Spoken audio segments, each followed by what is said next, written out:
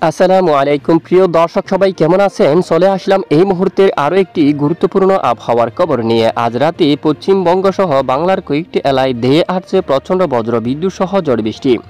তো আগামী 24 থেকে 48 ঘন্টার মধ্যে কোন কোন জেলাগুলোর উপর ভারী থেকে অতি ভারী বৃষ্টিপাতের সম্ভাবনা রয়েছে, এই বিষয়ে কী জানাচ্ছে আবহাওয়ার মডেলগুলো সম্পূর্ণ বিস্তারিতভাবে আপনাদেরকে জানিয়ে দেওয়া হবে এই ভিডিওটির মাধ্যমে। তো জানতে হলে ভিডিওটি শেষ পর্যন্ত দেখবেন, ভালো লাগলে লাইক করবেন আর সবার আগে গুরুত্বপূর্ণ আবহাওয়ার খবর পেতে চ্যানেলটি সাবস্ক্রাইব করে পাশের বেল বাটনে ক্লিক করে রাখবেন। আর ভিডিওটি কোন জেলা থেকে সরাসরি লাইভ দেখছেন কমেন্ট করে জানিয়ে দিন। ইতিমধ্যে পশ্চিমবঙ্গের দিকে আরামবাগ দেখুন, আশেপাশে সবটুকু এলাকায় ব্যাপক আকাশ মেঘাচ্ছন্নের সাথে রাতে মাঝারি থেকে ভারী বৃষ্টিপাত থাকতে পারে। বিকেল নাগাদ দেখুন কোলাঘাট সহ কলকাতা এবং চন্দ্রনগর এদিকে পশ্চিমের বেশ কিছু এলাকায় ব্যাপক বজ্রসহ বৃষ্টিপাত দেখা গেছে। খড়গপুর, চাকুলিয়া, ঝাড়গ্রাম, এখানে দেখুন জামশেদপুর অনেক এলাকায় এখানে মাঝারি থেকে ভারী বৃষ্টিপাত দেখা গেছে। ইতিমধ্যে বজ্রযুক্ত মেঘ কম তৈরি হলেও হালকা মাঝারি বৃষ্টিপাত কিন্তু তৈরি হচ্ছে এবং ভারী কিন্তু বৃষ্টিপাত কিন্তু হচ্ছে, বর্ষণ হতে দেখা যাচ্ছে বেশ কিছু অঞ্চল জুড়ে। রাতেও পশ্চিমবঙ্গের বিভিন্ন এলাকায় মাঝারি থেকে ভারী বৃষ্টিপাতের সম্ভাবনা রয়েছে।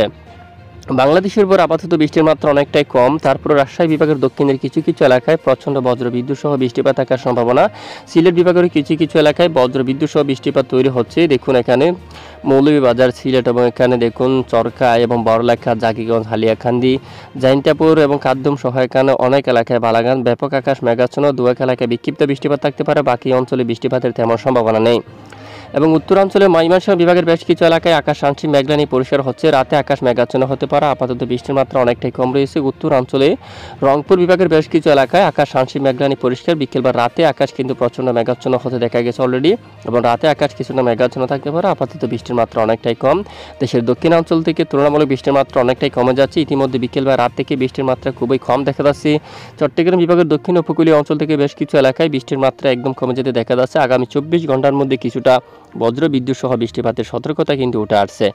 এরই মাঝে আমরা দেখতে পাচ্ছি আগামী 24 ঘন্টার মধ্যে এখানে আমরা লাইভ ট্রেক করে দেখাচ্ছি মঙ্গলবার 27 আগস্ট ঠিক চট্টগ্রাম বিভাগের কিছু কিছু এলাকায় একটু বিক্ষিপ্ত বজ্র বিদ্যুৎ সহ বৃষ্টিপাতের সতর্কতা কিন্তু উঠে আসছে। এরই মাঝে সন্দ্বীপ, হাতিয়া, সেনবাগ, মতিহাট বা বরিশাল বিভাগের কিছু কিছু অঞ্চল জুড়ে, খুলনা বিভাগের কিছু কিছু অঞ্চল জুড়ে বিক্ষিপ্ত বজ্র বিদ্যুৎ সহ বৃষ্টিপাত থাকার সম্ভাবনা, এবং পশ্চিমবঙ্গের দু এক এলাকায় বিক্ষিপ্ত বৃষ্টিপাত থাকার সম্ভাবনা।